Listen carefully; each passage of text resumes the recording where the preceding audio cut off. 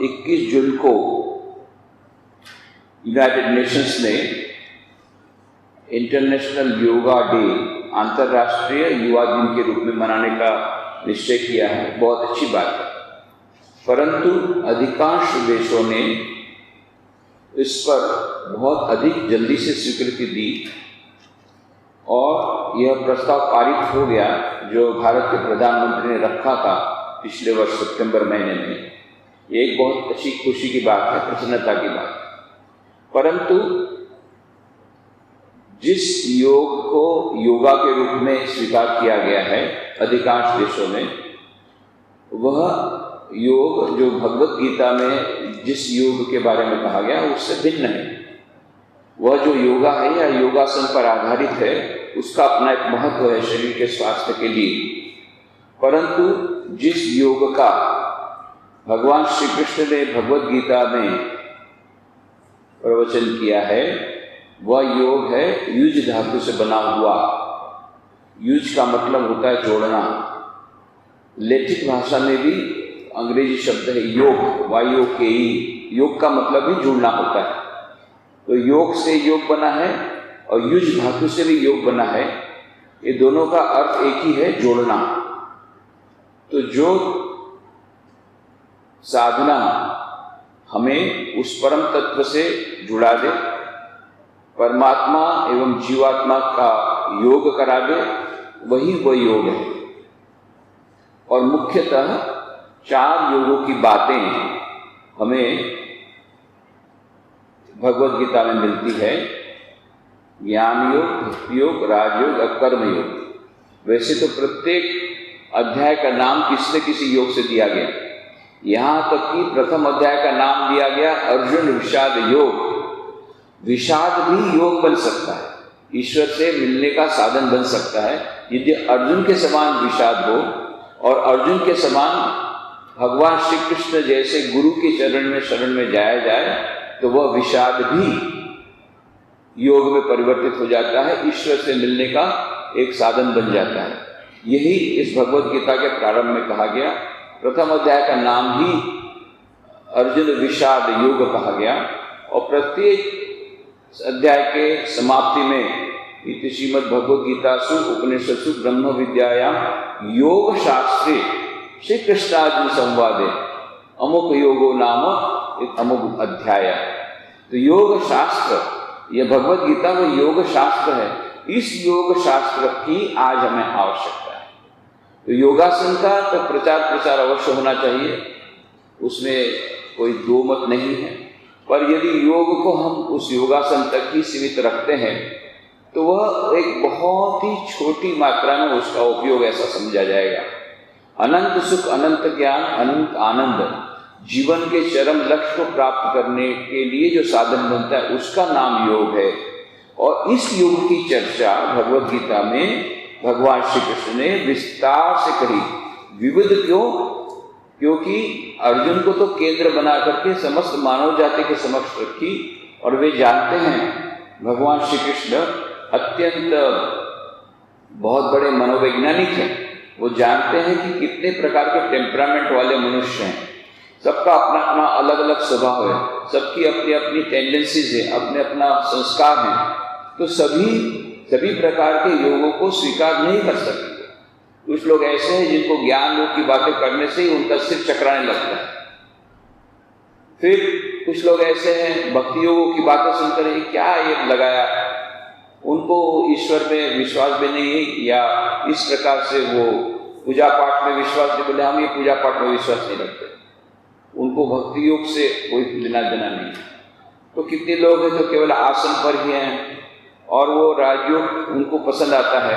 कुछ लोगों को राजयोग अत्यंत कठिन लगता है। तो ऐसे विविध स्वभाव के, विविध प्रकृति वाले मनुष्य इस पृथ्वी पर हैं। सभी को कुछ न कुछ खाना मिलना चाहिए। केवल आप लोगों ने केवल मिठाई दे दी, किसी को हो सकता है मिठाई अच्छा न लगे, तो उसको नमकीन चाहिए। तो भगवान श्री कृष्ण नमकीन भी देते, मिठाई भी देते, सब कुछ पूरा थाल सजा के रखा है, जिसको जितना लेना हो ले ले। परंतु ये भी कहेंगे बाद में कि बैलेंस डाइट होना अच्छा है। प्रोटीन भी चाहिए, कैल्शियम भी चाहिए, पोटेशियम भी चाहिए, सोडियम भी चाहिए, तो विटामिन भी चाहिए। सभी प्रकार का खुराक मिला करके लेने से पौष्टिक आहार होता है। तो इसी प्रकार से सभी योगों का समन्वय यदि हम अपने जीवन में कर सकें तो हमारा लाइफ इंटीग्रेटेड लाइफ होगी, बैलेंस्ड लाइफ होगी। तो चारों योगों के समन्वय की बात भगवान श्री कृष्ण ने कही। वे बहुत बड़े समन्वयाचार्य थे और वही जो राम थे, कृष्ण थे, आए रामकृष्ण के रूप में, उन्होंने भी समन्वय किया। उन्हें न केवल 4 योगों का समन्वय किया वरन विभिन्न धर्मों का भी समन्वय किया। और इन्हीं सबको स्वामी विवेकानंद ने, श्री रामकृष्ण ने एक्सपेरिमेंट किए और एक्सपेरिमेंट करके जो कुछ भी थ्योरी, जो कुछ भी उन्हें थीसिस लिखी या जो कुछ भी थीसिस प्रस्तुत की, उसका ब्रॉडकास्टिंग स्टेशन ये है स्वामी विवेकानंद। इन्होंने ब्रॉडकास्टिंग किया, शिकागो धर्म सभा से प्रारंभ किया, सब जगह वहाँ पर राजयोग, भक्ति योग, ज्ञान योग, कर्म योग पर प्रवचन दिए, विदेश में, यहाँ भारत में आकर भी प्रवचन दिए। ब्रॉडकास्टिंग का काम स्वामी विवेकानंद का। और हम देखते हैं कि जब कोई भी नया प्रोजेक्ट को, नए किसी थ्योरी को प्रस्तुत की जाती है, कोई डिसर्टेशन होता है, तो उसका प्रेजेंटेशन, उसका डॉक्यूमेंटेशन, उसका प्रचार प्रसार होना भी आवश्यक है, तभी लोगों को पता पड़ेगा इस प्रकार की रिसर्च हुई है। और उसके साथ साथ एक प्रैक्टिकल डिमॉन्स्ट्रेशन मॉडल होना चाहिए जिससे वह जो थ्योरी है वो अच्छी तरह समझ में आए। तो माँ शारदा देवी है वो प्रैक्टिकल डिमॉन्स्ट्रेशन की मॉडल। ये चीज को अच्छी तरह समझने के लिए मानो माँ शारदा देवी मॉडल के रूप में आती है। तो यह जो भगवान श्री कृष्ण ने 4 योगों के समन्वय की बात बताई है, इनकी आज हमारे जीवन में बड़ी आवश्यकता है और सभी के लिए इसमें कुछ न कुछ खुराक है। और इसलिए भगवद गीता का यह अध्ययन हमारे लिए अत्यंत उपयोगी और अत्यंत महत्व का है। तो हम लोगों ने ये 251 चर्चाओं में भगवद गीता के 9 अध्याय की चर्चा समाप्त कर ली थी। 10वें अध्याय की चर्चा चल रही है, जबकि कहा गया 25वें श्लोक में भगवान श्री कृष्ण ने कहा, महर्षिणाम भृगुरहं गीरामस्येकमक्षरं यज्ञानां जपयज्ञोऽस्मि स्थावराणां हिमालयः। इसकी विस्तार से हमने चर्चा की कि महर्षियों में भृगु, मुझे जानना, भृगु मुनि व अत्यंत प्राचीन मुनि और मुनियों में सर्वश्रेष्ठ माने जाते हैं। तो ईश्वर विभूति के रूप में मानो ईश्वरी उसमें हैं। और अक्षरों में एक अक्षर अर्थात प्रणव ओम, इसकी भी विस्तार में चर्चा की हमने, क्यों ओम का इतना अधिक महत्व है। यज्ञानां जपयज्ञोऽस्मि, आधुनिक मानव के लिए कितना सरल बना दिया। यज्ञ करने का, यज्ञ जो किया जाता था वो साधारण मनुष्य तो कर ही नहीं सकता, बड़े बड़े राजा भी नहीं कर सकते थे। कितने सारे हाथियों, घोड़ों का, गायों का दान करना पड़ता था, राजसूय यज्ञ, ऐसे कई यज्ञ हैं। और भगवान श्री कृष्ण ने हमारे लिए अत्यंत सरल बना दिया। यज्ञानां जपयज्ञोऽस्मि, कोई भी व्यक्ति कर सकता है जप यज्ञ, कोई भी कर सकता है। मन में जप करना है, चाहे किस खराब से खराब परिस्थिति किसी की क्यों न हो, जप यज्ञ सभी के लिए संभव है। बाह्य कोई पदार्थ आवश्यक नहीं। यहां तक कि यदि आपको बांध भी दिया जाए, आपको जेल में भी डाल दिया जाए, कैद खाने में आपको डाल दिया है, तो भी मन में आप जप कर सकते हैं। कोई बाह्य सामग्री की आवश्यकता नहीं। इतना सरल है ये जप योग और इतना इफेक्टिव है, इतना अधिक वह असरकारक। इसलिए यज्ञों में कहा जप यज्ञ सर्वश्रेष्ठ है। भगवान श्री कृष्ण के उसमें मैं हूं। जितने यज्ञ हैं राष्ट्रीय यज्ञ में नहीं हूं, पर जप यज्ञ में मैं हूं, भगवान श्री कृष्ण कहते हैं। और स्थावराणां हिमालयः, तो जप यज्ञ के बारे में हमने विस्तार से चर्चा की। प्रत्येक धर्म में, प्रत्येक संप्रदाय में जप यज्ञ को कितना महत्व दिया जाता है, ये भी बातें हमने की थी। और आज के हमारे इस युग में जप यज्ञ क्यों सर्वश्रेष्ठ है, किस प्रकार से हमारे लिए अत्यंत सरल भी है, किस प्रकार से उसके कैसे फायदे होते हैं, तो कितने विभिन्न धर्मों ने उसके बारे में क्या कहा। रामकृष्ण विवेकानंद भावधारा में भी उसको कितना महत्व दिया गया, और किस प्रकार से माँ शारदा देवी, स्वामी ब्रह्मानंद जी, स्वामी अद्भुतानंद जी, श्री रामकृष्ण स्वयं, माँ शारदा, स्वामी विवेकानंद, ये सभी कितना जप यज्ञ पर कितना अधिक महत्व देते थे, स्वामी ब्रह्मानंद जी, ये सब की बातें हमने विस्तार से कही थी। तो जप यज्ञ उसमें भगवान कहते मैं स्वयं हूँ। और स्थावराणाम हिमालय, जितने स्थावर पदार्थ हैं उसमें मैं हिमालय हूँ। इसकी भी हमने विस्तार से चर्चा की। हिमालय का एक अपना महत्व है, क्यों कहने का मतलब है कि जहाँ कुछ भी कोई चीज़ सर्वश्रेष्ठ देखो उसके भीतर में मैं हूँ। तो उससे क्या होता है कि जब भी कोई चीज़ हमें अच्छी लगती है, उसको यदि हम भगवान, उसमें यदि हम भगवान देखते हैं तो हमारा ईश्वर के साथ तादात्म्य होता है, और वो हमें उस ईश्वर के साथ मिलाने में सहायक रूप होता है। यदि किसी व्यक्ति को, यही पाश्चात्य संस्कृति और भारतीय संस्कृति में यही अंतर है। जैसे कोई फूल देखा किसी मॉडर्न आदमी ने, modern, O beautiful flower, oh what a beautiful flower, कितना अच्छा सुंदर है, अपना यहाँ लगाएगा, किसी को प्रेजेंट करेगा। और जो भारतीय संस्कृति वाला, कितना सुंदर पुष्प है, इसको भगवान को चढ़ाना चाहिए, तुरंत भगवान की याद आती है कि नहीं नहीं, इतना सुंदर पुष्प है तो भगवान को चढ़ाना चाहिए। इतना ही अंतर है, हमारी मानसिकता में इतना अंतर हो गया। तो अभी जो मॉडर्न है उसको भोग करना चाहते हैं, परंतु जो आध्यात्मिक है लोग, वो उसको ईश्वर को चढ़ाना चाहते हैं। तो कहने का मतलब हर एक जगह पर वो ईश्वर को देख रहे हैं कि इतना सुंदर पुष्प है तो इसके भीतर भी ईश्वर है, तो ईश्वर की वस्तु ईश्वर को जानी चाहिए। यह हमारे यहाँ की परिपाटी है, परंपरा है, जो टूट रही है। हम देखते हैं कि ये श्री रामकृष्ण क्यों, श्री राम के यहाँ क्यों जन्म लिया ईश्वर ने, अवतार इतना सब छोड़ छाड़ करके गांव में, कामारपुर नाम की गांव में एकदम अत्यंत दीनहीन गरीब ब्राह्मण का जन्म लिया, क्योंकि वो सत्य से जुड़े हुए थे और अत्यंत भक्तिवान थे। ऐसा कहा जाता है क्षुदिराम निकले थे यात्रा के लिए, बहुत आगे पहुंच गए, वहां पर उनको बहुत सुंदर पुष्प मिले, उनको लगा, अरे इतने अच्छे बिल्वपत्र, इतने अच्छे पुष्प तो भगवान को चढ़ाने से कितना अच्छा रहेगा। तो उसको लेकर के वापस आए इतने मील पैदल, और फिर पूजा किया और फिर चले। तो यह है मानो हमारी भारतीय आध्यात्मिक परंपरा, जहाँ पर कुछ भी यदि हमें अच्छा लगता है तो हम ईश्वर को समर्पित करना चाहते हैं।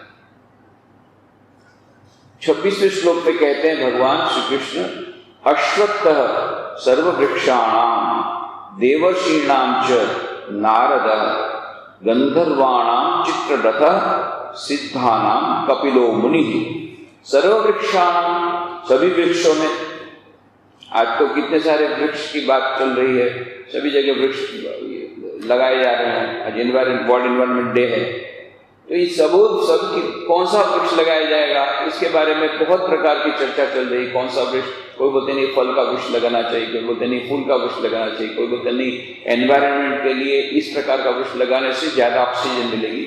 ऐसे कई बतामत हैं। भगवान श्री कृष्ण क्या कहते हैं, अश्वत्थः सर्ववृक्षाण, सभी वृक्षों में मैं अश्वत्थ, अश्वत्थ माने पीपल का पेड़, पीपल के पेड़ बारे में कहा जाता है उसको अश्वत्थ है, माना वो शाश्वत है, कभी पीपल का पेड़ मरता नहीं है। आप डाल काट दो फिर नया आ जाएगा, छोटा सा भी उसका रह गया डंठल वो उगाएगा।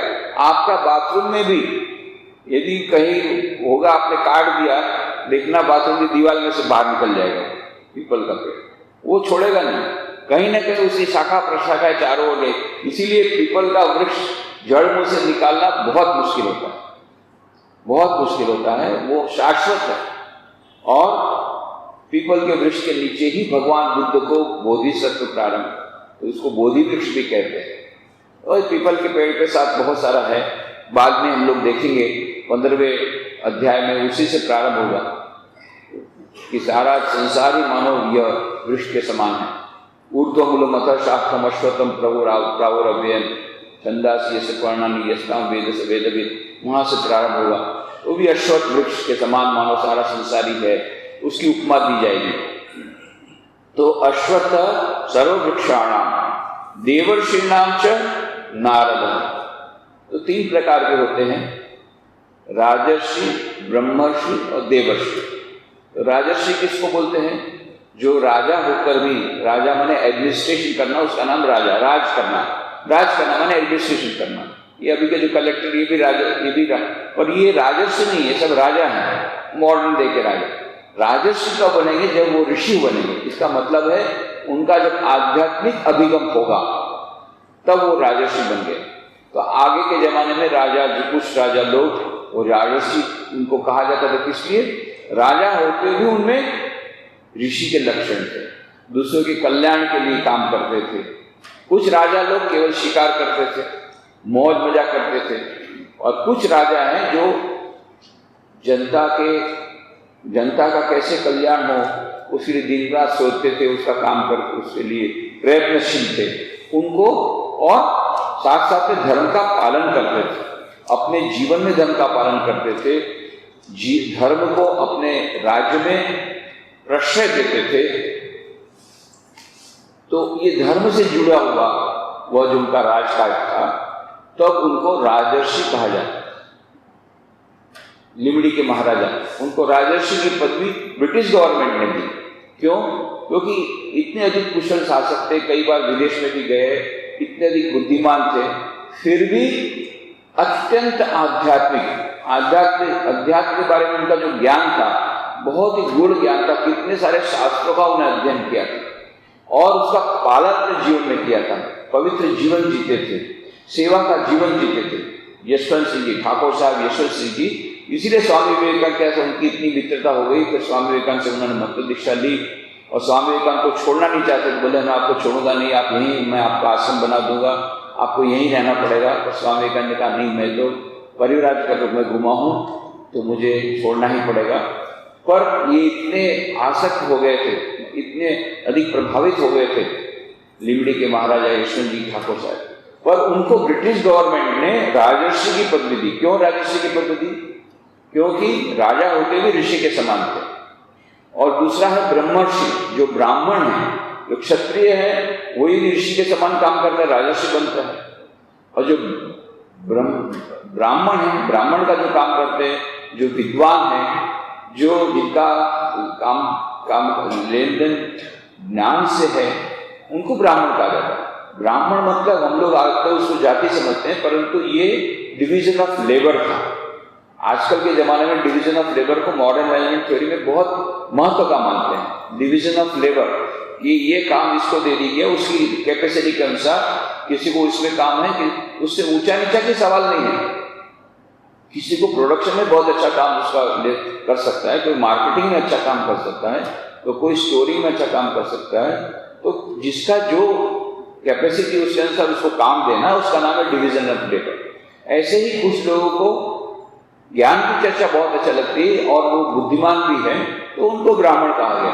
कुछ लोग, अब उनको ब्राह्मणों को बोल दिया अगर तुम राजकाज करोगे तो कुछ नहीं कर सकेंगे, वो अपना थ्योरी बताते रहेंगे, तब तक सब कुछ खत्म हो जाएगा। तब राज चलाने के लिए, एडमिनिस्ट्रेशन के लिए एडमिनिस्ट्रेटिव कैपेबिलिटी चाहिए, वो है क्षत्रिय, वो बराबर क्षत्रिय का। तो ये है, ये जाति नहीं है, ये उस प्रकार का उसका स्वभाव है कुछ लोगों का। फिर तो इसीलिए यहाँ पर भगवत गीता में कहा गुण कर्म विभागशः, यह जन्म से नहीं है, गुण कर्म, गुण और कर्मों से ये जाति भेद है। पर हम लोगों ने उसको जन्मजात मान लिया। जो ब्राह्मण का जन्म हुआ उसको ब्राह्मण मान लेते हैं, भले फिर वो शूद्र के समान काम करता है और चाहे बिजनेसमैन का काम करता है, परंतु वो जन्म से नहीं है। तो ब्राह्मण, क्षत्रिय, वैश्य, व्यापार, कुछ लोगों को व्यापार करने में काफी उनकी दिलचस्पी रहती है, उनको आप जानते भी हैं व्यापार करना। और फिर आए वैश्य, जो सेवा करते हैं दूसरे प्रकार के, जिनको हम आजकल के जमाने एम्प्लॉइज बोलते हैं। तो ये कोई वैश्य शूद्र बहुत छोटे हैं या निम्न कोटि के, ऐसा कुछ नहीं है। इससे डिवीजन ऑफ लेबर, और ये जन्म से नहीं है, गुण कर्म विभाग, डिवीजन ऑफ लेबर। तो ये ब्रह्मर्षि जो ब्राह्मण ऋषि के समान रहते उनको ब्रह्मर्षि कहा जाता है, परंतु नारद मुनि है देवर्षि। भले वो मनुष्य थे परंतु देवता के रूप में उनका प्रमोशन हो गया। हमेशा वो देवता के रूप में रहे, देवता होते हुए भी मनुष्य के रूप में वो विचरण कर सकते थे, ऐसा विशेष उनको अधिकार था। और तीनों लोकों में हरे नाम केवलम ये कह करके बीणा बजाते हुए तीनों लोकों में ईश्वर का नाम का प्रचार प्रसार करते हैं, ऐसा माना जाता है। तो सभी ऋषियों में देवर्षि, ब्रह्मर्षि और राजर्षि, इन सब में मैं देवर्षि नारद हूं, मतलब सभी ऋषियों में सर्वश्रेष्ठ ऐसे मैं नारद हूं। गंधर्वाणाम चित्ररथः, गंधर्वों में चित्ररथ मैं हूं। और सिद्धानाम कपिलो मुनि, और जितने सिद्ध लोग हैं उनमें मैं कपिल मुनि हूं। कपिल मुनि बहुत प्रकार के हो गए, जैसे हम लोग श्रीमद् भागवत के द्वितीय स्कंध में कपिल मुनि की बात आती है, उसी प्रकार से सांख्य शास्त्र के प्रणेता कपिल मुनि जाते हैं। जिस सांख्य शास्त्र के आधार पर पतंजलि ने अपने योग सूत्र लिखे, तो वो भी कपिल मुनि, वो जो सांख्य शास्त्र के अधिष्ठाता, उनके नाम भी जाता है। तो ये एक ही कपिल थे, दूसरे हम नहीं जानते, पर कपिल मुनि का नाम बहुत है और अत्यंत उच्च कोटि के। इसलिए भगवान ने जैसा कहा कि जहां जहां सर्वश्रेष्ठ देखो तो सर्वश्रेष्ठ मुनि कपिल मुनि, तो मैं हूं। तो उसी प्रकार से ये देवर्षियों में जितने देवर्षि हैं उसमें मैं नारद हूं, जितने सिद्ध हैं, सिद्ध लोग हैं, उसमें मैं कपिल मुनि हूं, और जितने गंधर्व हैं उसमें मैं चित्ररथ हूं। तो यह सर्वश्रेष्ठ जहां जहां पर है वहां पर ईश्वर की विभूति। उच्चैः शव समश्वानां विद्धि माम अमृतोद्भवम ऐरावतम गजेन्द्राणां नराणां च नराधिपम। अश्वानाम, अश्वानाम में घोड़ों में, माम मुझे, अमृतोद्भवम, अमृतोद्भवम माने समुद्र मंथन से उत्पन्न। ऐसा हम जानते हैं कि देवता और राक्षस मिल करके वो समुद्र मंथन करते हैं और उसमें से ये उच्चश्रवा नाम का घोड़ा बाहर निकलता है, ऐरावत नाम का हाथी बाहर निकलता है। बहुत से, सबसे पहले तो विष निकलता है, सबसे पहले विष निकलता है। कोई भी काम करो, कोई भी यज्ञ करो, सबसे पहले विष निकलेगा। वो विष को ग्रहण करने के लिए हम तैयार नहीं, इसलिए बाद में हमको अमृत नहीं मिलता। किसी न किसी को विष ग्रहण करना पड़ेगा। कोई भी वाहन काम करते हैं, किसी को सेक्रीफाइस करना पड़ेगा। जो लोग प्रथम जो काम करते हैं उनको वो सेक्रीफाइस करना पड़ता है, उनको दुख भोगना पड़ता है। ये परंपरा है। कुछ लोगों का काम ही है विष को ग्रहण करना। जैसे शिव जी ने, जब कोई देवता राजी नहीं हुआ, कोई विष को कौन ग्रहण करेगा, तब शिव जी ने, इसीलिए वो नीलकंठ कहलाया। ब्लू रंग का, नीले रंग का वो पॉइजन उन्होंने अपने कंठ में रख लिया, इसलिए नीलकंठ कहलाया। तो ये भोले बाबा को सब लोगों ने बोला, भोले बाबा आप ही ले लीजिए, चलो। बाकी सब देवता बोले नहीं नहीं, हम पॉइजन ले, हम तो अमृत लेंगे। सभी को अमृत चाहिए, पर हम भूल जाते हैं कि अमृत निकलेगा कब। सबसे पहले वह जो विष है, वो विष को यदि हम ग्रहण कर सकेंगे तभी अमृत मिलेगा। विष को ग्रहण करने हम तैयार नहीं है, सेक्रीफाइस करने के लिए तैयार नहीं है। कोई भी महान काम होता है तो उसके लिए सेक्रीफाइस लगता है, कुछ हमें पेमेंट करना पड़ता है, कुछ हमें सहन करना पड़ता है। तो ये शिव जी ने उस विष को ग्रहण किया। उसके बाद में ये जो समुद्र मंथन के बाद बहुत सारी चीजें निकली। ऐरावत नाम का हाथी निकला, उच्चश्रवा नाम का वह घोड़ा निकला, और फिर अंत में अमृत मिला, अमृत निकला। तो उच्चैः शव समश्वानां विद्धि माम अमृतोद्भवम, अमृत समुद्र मंथन से उत्पन्न, माम मुझे, घोड़ों में, अश्वों में, उच्चैः शव समुद्र, उच्च श्रवा नाम का घोड़ा ऐसा जान, गजेन्द्राणाम हाथियों में, ऐरावतम, ऐरावत नराणाम, और ऐरावत नाम का हाथी तुमने जिम्मा जान। हाथियों में मैं, ऐरावत हाथियों में, घोड़ों में भी मैं हूं, उसमें उच्च श्रवा नाम का घोड़ा मैं हूं, और नराणाम च नराधिपम, मनुष्यों में नराधिपम राजा विद्धि जानना। नराणाम च नराधिपम, तो हम लोग जानते हैं कि मनुष्य बहुत सारे हैं, पर यदि कोई भी राज्य का एक ही व्यक्ति को यदि आपको मिलना है तो आप राजा को मिलेंगे, वहां का सर्वश्रेष्ठ या जो कुछ सब कुछ देखते रखता है। तो ये है पूरे उस राज्य का राजा। राजा माने ये, तो कहने का मतलब एक बार राजा को मिले तो सभी को मिलना हो गया। उसी प्रकार से भगवान श्री कृष्ण कहते हैं जितने मनुष्य हैं उसमें राजा मैं हूं। राजा राजा राजा किसको बोलते हैं? He is the king, he is the king, ऐसा बोलती हैं, ही इज द किंग। तो किंग वो भगवान स्वयं है। गंधर्वों में चित्ररथ और सिद्धों में कपिल मुनि हूँ, घोड़ों में मुझे समुद्र मंथन से उत्पन्न उच्च श्रवा नाम का घोड़ा, हाथियों में ऐरावत हाथी और मनुष्य में नरपति जाना, मतलब राजा जाना। आयुधानामहं वज्रम धेनूनामस्मि कामधुक् रजनश्चास्मि कंदर्पः सर्पाणामस्मि वासुकिः। आयुधानाम माने अस्त्रों में, अहम मैं, वज्रम वज्र, धेनुनाम धेनु में अर्थात गायों में, कामधुक् कामधेनु अस्मि हूँ, अहम मैं, प्रजन प्रजा के उत्पादक, कंदर्पः कामदेव अस्मि हूँ, सर्पाणाम च और सर्पों में वासुकी हूँ। कहने का मतलब अस्त्रों में मैं वज्र हूँ, धेनुओं में अर्थात गायों में कामधेनु हूँ, प्रजा के उत्पादक कामदेव हूँ और विषैले सर्पों में सर्पराज वासुकी। तो जैसा हम जानते हैं कि देवताओं ने विशेष रूप से अस्त्र बनाया दधीची की हड्डी से और उसको कहा वज्र। कहते हैं ना वज्र के समान, मुझे वज्र के समान स्नायु चाहिए। स्वामी विवेकानंद ने कहा what you want is muscles of iron, nerves of steel. तो वज्र के समान हमारा शरीर होना चाहिए। वज्र के समान, वज्र माने अत्यंत कठोर, अत्यंत शक्तिमान। तो अस्त्रों में मैं वज्र हूं, धेनुओं में अर्थात गायों में मैं कामधेनु हूं। तो सर्वश्रेष्ठ गाय कौन सी? कामधेनु गाय। उसकी वो कहानी हम जानते हैं। सचमुच में कामधेनु है कि नहीं हमें पता नहीं, प्रत्येक गाय ही कामधेनु है। वो गाय दूध देती है, उसी के कारण पूरा सारा संसार टिका हुआ है। पर यह जो कामधेनु की जो कहानी हम लोग सुनते हैं, किस प्रकार से ये उनके मुनि के पास वो एक गाय थी और फिर बाद में उसको प्राप्त करने के लिए बहुत सारे प्रयत्न किए गए, जिसमें कि वो कामधेनु ऐसी थी जो चाहे मांग लो तुरंत वो गाय दे देती थी। कुछ भी मांग लो, केवल दूध नहीं। अच्छा आज 500 लोग आए हैं, अच्छा 500 लोगों का भोजन गाय दे देती गाय।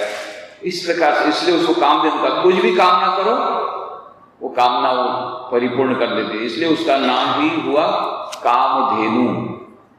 तो इस प्रकार से वशिष्ठ मुनि के पास होती, इसलिए विश्वामित्र को जब पूरी इतनी सारी बड़ी पार्टी के साथ गए, बोले हम स्नान करके आते हैं, हमारे भोजन की व्यवस्था करो। देखा सब भोजन की व्यवस्था हो गई, तो बोले ये कैसे हो गया?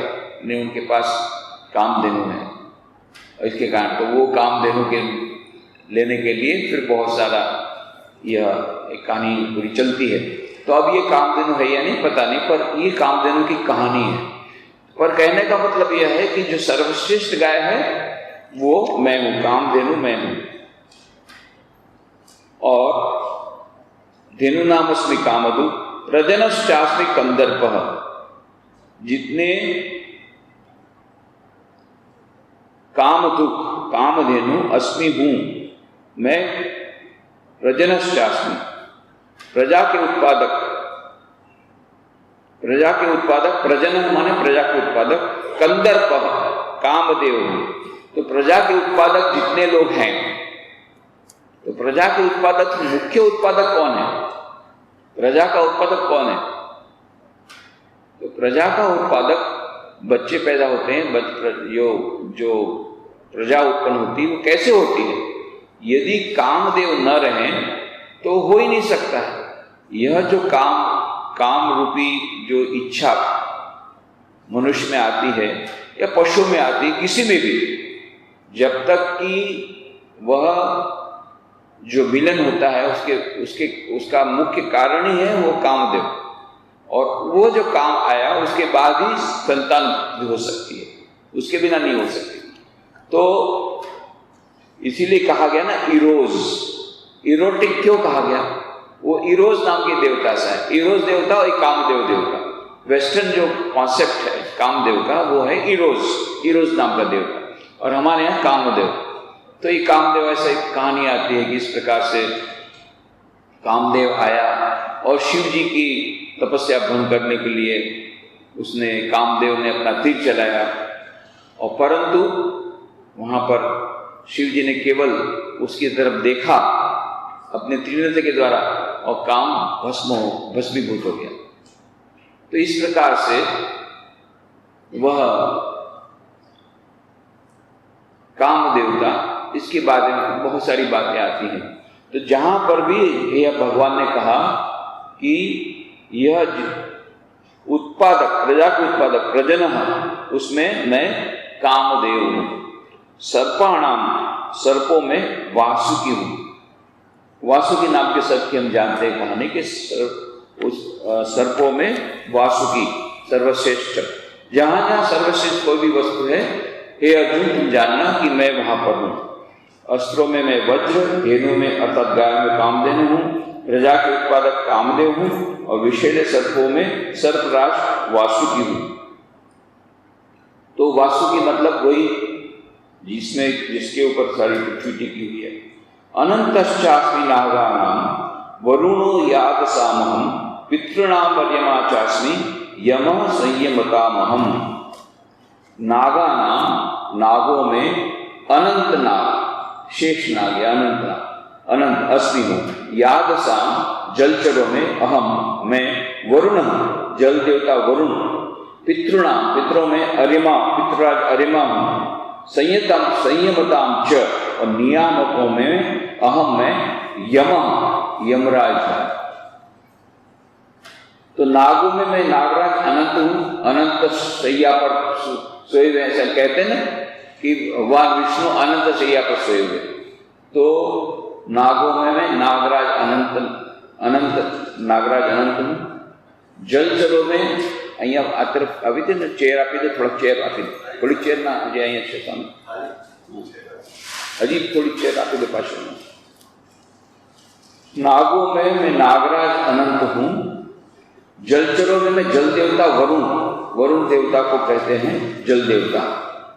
पितरों में पितृराज अरिमा हूं, और नियामकों में मैं यमराज हूं।